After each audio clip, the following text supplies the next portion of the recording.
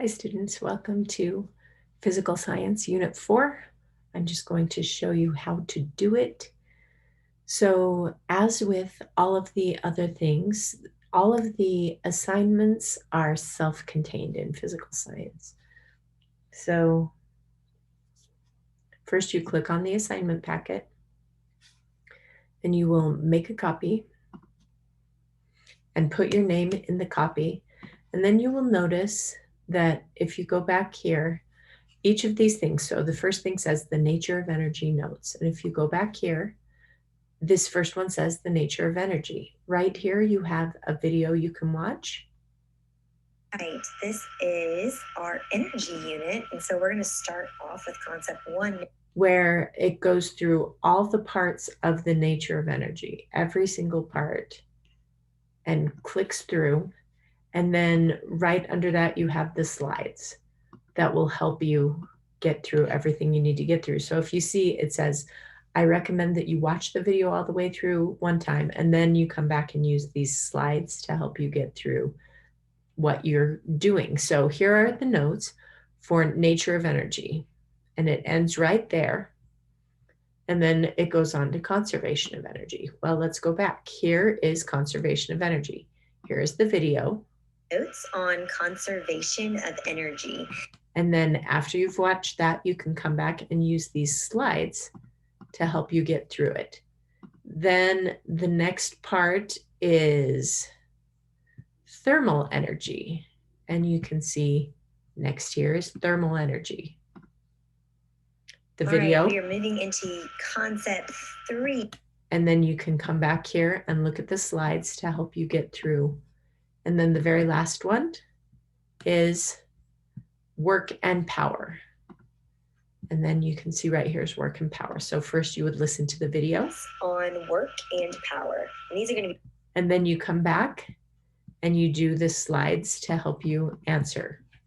Okay, so I'm going to close all of these videos here so that we can go back and look at something else. That's the first step. Right here, for distance learners, the packet check 1 is, you'll only do packet check 2. When you look at your grades, you will see that packet check 1 is not required for you. You just do your entire packet at once and then submit it here. This roller coaster project is the equivalent of a test for this. And it really goes with, if we go back one more time, sorry, it really goes with conservation of energy right here. Conservation of energy and this roller coaster project go together. So going to the roller coaster project, you are going to design a roller coaster. If you don't know what a roller coaster is, if you've never been on one, you should probably find out what a roller coaster is. You should probably Google roller coaster and maybe watch some videos of what a roller coaster is, what it's like. You can see pictures of roller coasters. So you can watch a video and it will show you. It was running great the one time that I visited. I was able to get lots of different rides on it, and I thoroughly enjoyed the experience. It's a heck of an improvement over the original Cyclone roller coaster. I'm going to pause it right place. This is a smaller RMC with a tighter layout, but really makes good use of this. So I'm going to have to leave it right there while I explain a couple of things. So the roller coaster project, you're going to look at a few roller coasters if you don't have much experience with one. Your roller coaster must have at least 2 hills, and at 4 spots we're going to calculate the mechanical energy, the kinetic energy, and the gravitational potential energy. When you have gone through that second thing about conservation of energy, you will know what those are and how to calculate them. So your 4 spots, it has to be somewhere going up, somewhere coming down, the place where it has the greatest gravitational potential energy, and at the bottom of a dip. So the first thing you might do is click on this interactive roller coaster simulator.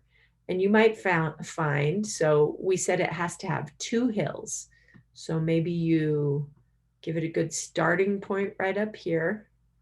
And then you're going to make 1 hill. and then another hill, and then one last hill, and that's the end, okay? And then when you've made, oops, it didn't stay right there. And then when you've made it, you push start. Let me show reset. Let's show it big.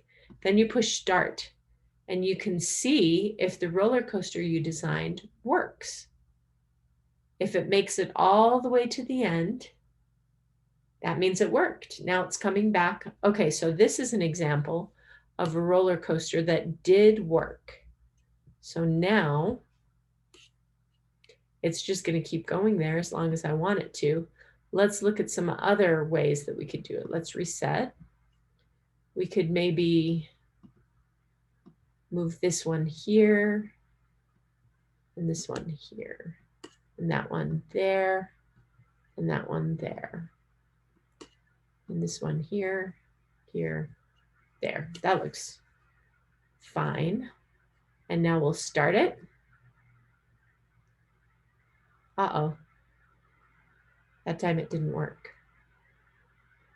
It didn't work. It looks like that first hill isn't big enough to get it going.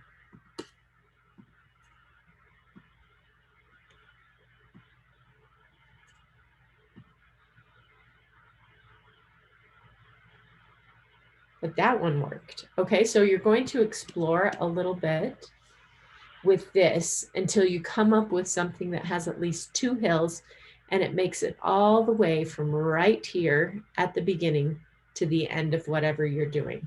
There are different options. You can do it with loops. You can make a, just click.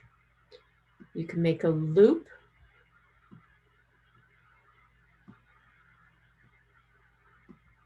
And you can see if you can get it to go from the beginning to the end.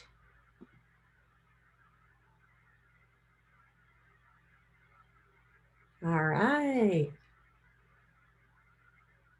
Good, it made it.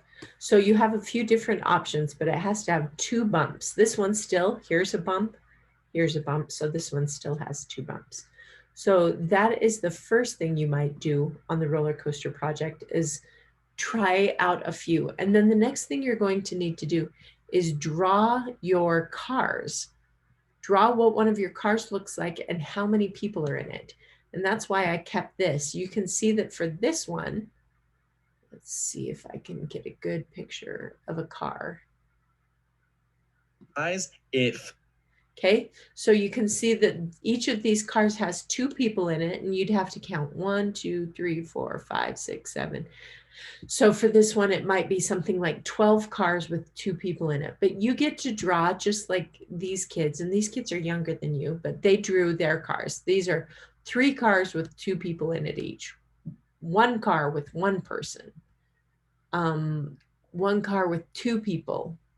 So once you've drawn it, we had all kinds of different ones in class. 9 cars with 2 people each, or 5 cars with 5 people. You get to decide. But once you do that, then you come to this link right here, where you figure out that an empty car is about 550 kilograms, and then each person is 100 kilograms. So if you did 2 cars with 3 people in each car, then you would need 2 times this, plus you have 6 riders total, so 6 times this. That would be your mass, because you will need the mass to be able to figure out your gravitational potential energy. If you have any questions about that, please feel free to ask me. But that is all of that together, the packets that you see, the notes that you're going to take, and the roller coaster project are Unit 4. That's the entirety of Unit 4. And if you need help, please let me know. See you later.